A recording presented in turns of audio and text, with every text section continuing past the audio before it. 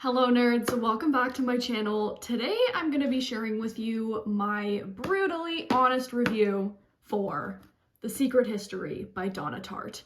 I have a lot of thoughts, mostly negative, so buckle in. Disclaimer, there will be minor spoilers in this, so proceed with caution, but I'm not going to spoil anything too crazy. Right out of the gate, I'm just going to come out and say that this will mainly be a negative review. I did not really enjoy this book, and I have some pretty strong criticisms. But I'm gonna start with the things that I did like, because you know what they say. If you're gonna give someone a criticism, give them a compliment first to soften the blow. Let's start off with a summary of the plot. This is a slow burn dark academia novel that's centered on moral decay.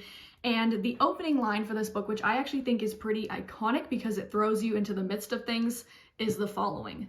The snow in the mountains was melting, and Bunny had been dead for several weeks before we came to understand the gravity of our situation. Right away, we know that one member of a friend group named Bunny has been murdered by the other members. It is a murder mystery, but it's not a whodunit, and it's also not plot driven. It's very much character driven because it explores the reasons why the other members in the friend group push Bunny off the edge of a cliff. And the narrator of this book is Richard Papin, who is recounting these events years after they've happened. Okay, let's jump right in with some of the things that I did like. First of all, some of my favorite books are narrated by very unlikable people. I'm thinking The Ballad of Songbirds and Snakes by Suzanne Collins, Gone Girl by Gillian Flynn, and Yellowface by R.F. Kuang. Richard Papin is a very well done, unlikable, and unreliable narrator. He's deeply insecure, he's a liar, he's complicit in murder, he fantasizes about raping one of the other members in the friend group, he's pretentious but not as intelligent as he wants you to think that he is, and in the second half of this book, his storytelling is terribly boring. Good job, Tartt, for creating a punchable main character. Another positive that I had was the atmosphere of this book, the setting of this book. It was extremely vivid thanks to Richard's pretentiousness. He's extremely descriptive with absolutely everything, and because of this, I was able to visualize things really well.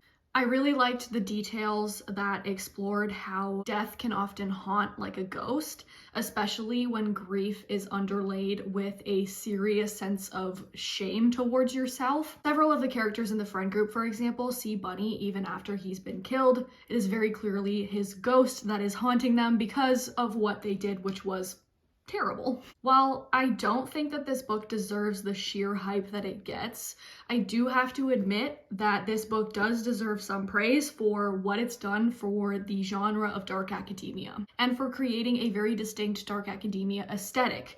An elite academic setting, a focus on classical literature, themes of obsession and power, tragedy and betrayal, and a gothic atmosphere. Third positive, although the first 90 pages of this book were an uphill trek, an uphill battle, between pages 100 and 300, I was hooked and I could not put this book down. I was absolutely enamored with everything. Then I got to the second half of the book and things pretty quickly started going downhill, just like Bunny. We'll get into that. And my final positive is that I learned a heck ton of new words. I keep a commonplace book and I use it to track my learning, and one of those things that I track is new words that I'm picking up on, and I filled about like 8 pages just with new words from The Secret History. Like full pages, 8 of these at least. And that's pretty much it for my positives of this book. So now let's get into the things that I really didn't like about The Secret History. Things that I didn't particularly love nor appreciate. Many of these things I think should have been removed from the book entirely. And I think I want to start off with just a little silly criticism to get the ball rolling. Whoever told me that The Secret History was a reimagining of Euripides' Bacchae, which, by the way, top 2 Euripides plays are Bacchae and Medea. I freaking love them both. I have beef with you because The Secret History is so far from a reimagining of Bacchae. Yeah, there's Bacchanalia, but the narrator isn't present for it. He's told it by one of the people who was, and it takes up only about 20 pages of the entire book, which is like 560 pages. So it's really not It's really not what I was expecting, and I was very disappointed by that. Now for the serious criticisms. It really boils down to two main things. First, overkill on the repetition of certain words, and second, problematic and offensive language that served little to no narrative purpose. I'll start off with the repetition issue.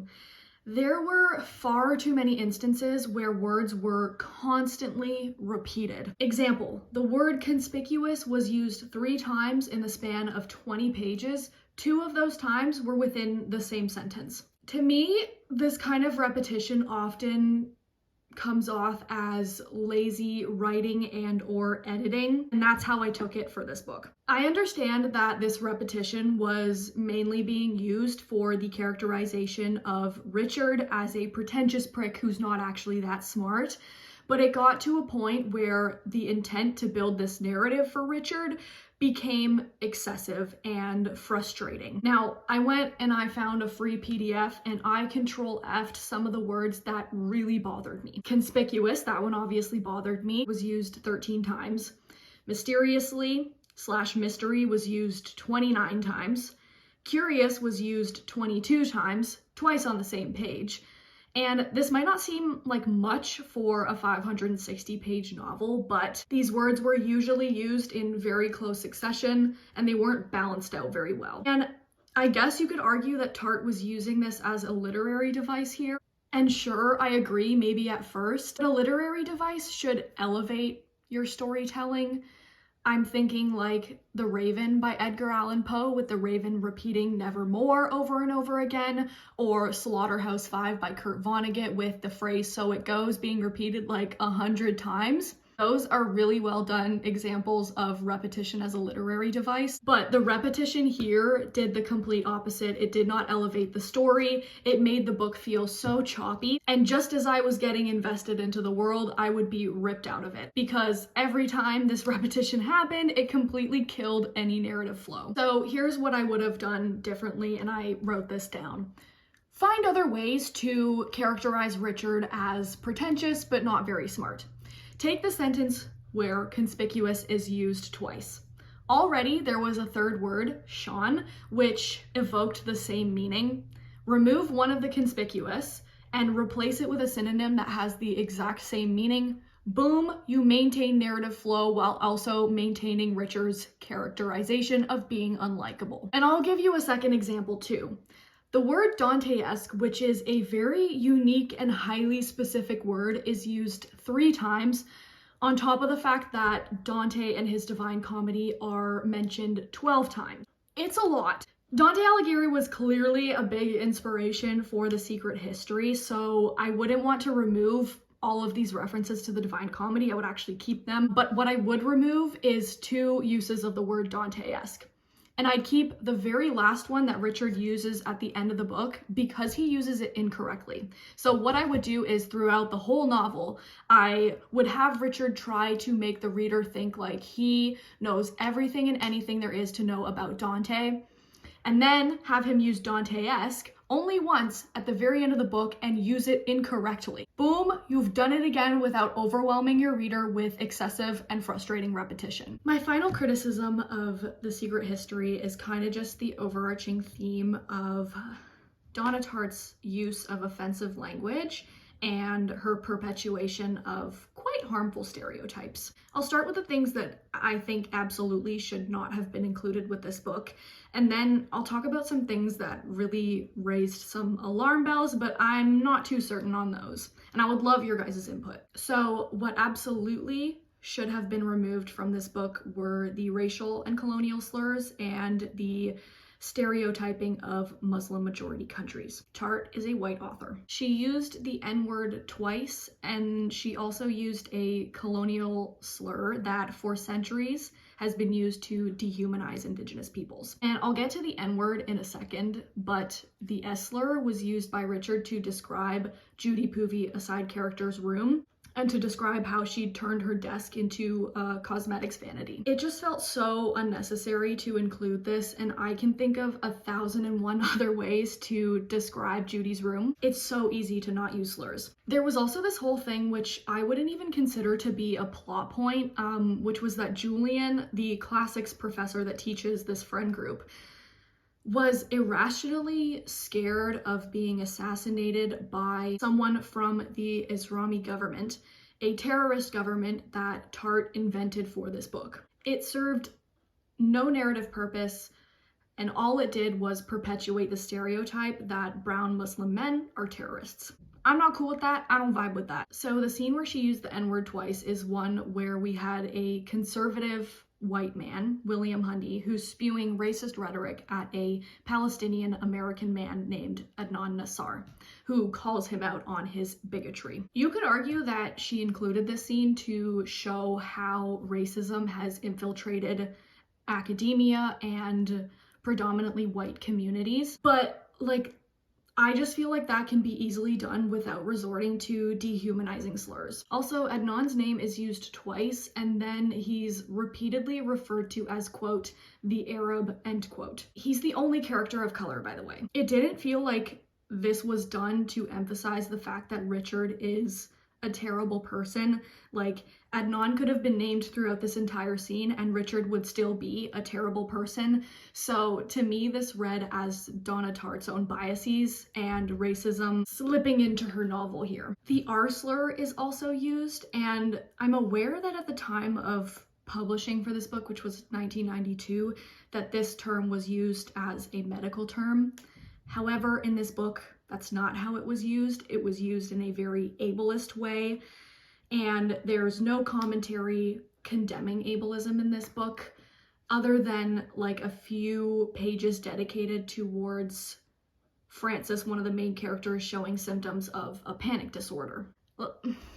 Okay. Now, for the things that raised alarm bells, let's stick to the theme of slurs because yes, there are more. The F slur is used 5 times in this book, often in conjunction with other really offensive language. It's obvious that Bunny, the character who is homophobic and using these slurs, is a disgusting person for doing so. That's not necessarily the issue that I have.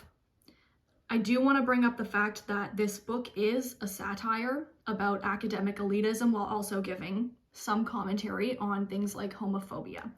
But I have questions that I think are worthwhile to consider. Is this book truly a satire? Is Tartt actually making concrete commentary, or is she perpetuating harmful stereotypes? Is she perpetuating the same issues that she's supposedly criticizing? Let me explain. So she does criticize homophobia in what I think is pretty surface level commentary, but nonetheless she does criticize it. However, her characterization of Frances felt like it was based on pretty harmful stereotypes about gay men that still exist today, such as them being dramatic or promiscuous or predatory, which Frances is all 3. Consider the scene where Richard is drunk and Frances takes advantage of him even after Richard said, quote, cut it out, end quote. And then Frances gets upset at Richard because Richard doesn't want to hook up with him again. It's important to note that Frances is the only openly gay character in this book. There are ambiguously gay characters, yes, but he's the only openly gay character. And so to have him be presented in this way pushed a narrative that queer people are inherently sexually predatory. There's a way to depict a predator without making it seem as though their sexual orientation is the cause for this behavior. And I don't think Donna Tartt did a very good job of not promoting that stereotype. I also felt like Frances's extremely traumatic life experiences were inserted purely for shock value. For example, at 12 years old, he's sent overseas to conversion therapy, and this is mentioned in just like 2 paragraphs of the book, and then it's never brought up again. Later in the book, Frances attempts suicide because he's being forced to marry a woman. Basically, what happened was that his grandfather found out that he was dating a man named Kim, and he threatened to financially cut him off unless he married a woman. Him being forced to repress his queer identity and wanting to end his life because of this felt very glossed over, because the bulk of the situation focused on how Priscilla, the woman he was to marry, killed conversations every time she entered a room. It never felt like Tartt was trying very hard to make her readers think more critically about the issues being faced by gay men in the 1980s. Although maybe this book did provoke important thoughts and conversations when it was published in 1992, and if so, I think that's great. But I don't know, because I wasn't alive then and I didn't read the book then, and I haven't really been able to find too much about that. So if you have any insight on this, I'd love if you could share it with me in the comments. Kind of building off the whole shock value thing, I feel like Tartt threw in a lot of things in this book purely for shock value, namely the incest between Charles and Camilla, who are twins. Again, I feel like that's just promoting another stereotype that twins are promiscuous with each other. Unnecessary and very gross. You're telling me she couldn't come up with anything else that Bunny could have been blackmailing the twins with? Speaking of Camilla, she was one of two female characters really in this book. There was her and then a side character, Judy Poovey. There were a couple other female characters, but nobody that really played a role in the book. Camilla was just the most one-dimensional character in the entire book. I don't know anything about her other than what she looks like and that she smokes a lot. This book barely passed the sexy lamp test. You could replace Camilla with a sexy lamp and majority of the book would remain unchanged. It also barely passes the Bechdel test because it doesn't have two female characters who converse about something other than a man. Now, I could totally see that this would be commentary on sexism in academia, but again, is Tartt doing enough in her commentary, or is she just continuing to perpetuate certain stereotypes? Namely the fact that Camilla felt like a caricature of like the girl next door who's not like other girls. And that kind of brings me to the end of my review. I feel like there's a lot more that I could say, but I'm tired and it's just gonna be more negative stuff. I think we're just gonna leave it at this, but I do want to end this video by saying that I think it's important that when we read classics, when we read older books, that we don't go too far with forgiving authors for the problematic aspects of their writing just because it's an older book. The Secret History is very popular and it is on so many reading recommendations lists. I brought up the issue of like queer representation for Francis. This book is on a lot of lists for queer dark academia that you absolutely have to read, and I do kind of scratch my head at that after having read this book. I think it's important to talk about these problems because that way people can know whether picking up a book will offend them or trigger them. Had I known what I now know about this book, I most likely would not have picked it up. At the very least, I would not have spent $24 on a book. I would have got it from the library. I'd also like to add that every book and every book review is subjective and biased, and if any of my biases come forward in this video, please correct me and educate me. I love to learn. So should you read this book? Maybe. I think only if you're going to critically engage with it and not just pick it up for the aesthetics of dark academia, because at that point you're becoming precisely who Tartt is criticizing. And if you don't believe me, Richard Papin, the very punchable main character's fatal flaw is that he has a morbid longing for the picturesque at all costs. And I personally will not be going out of my way to recommend it, nor to talk about it on my socials beyond this book review and potentially a monthly wrap-up. So that is it for my review of The Secret History by Donna Tartt. If you watched this whole video, thank you so much. If you've read this book and you have any thoughts at all on it, I'd love to hear them. I'd love to know if you agreed with me, if you disagreed with me, and why. And with that, I will see you guys in the next one. Bye for now.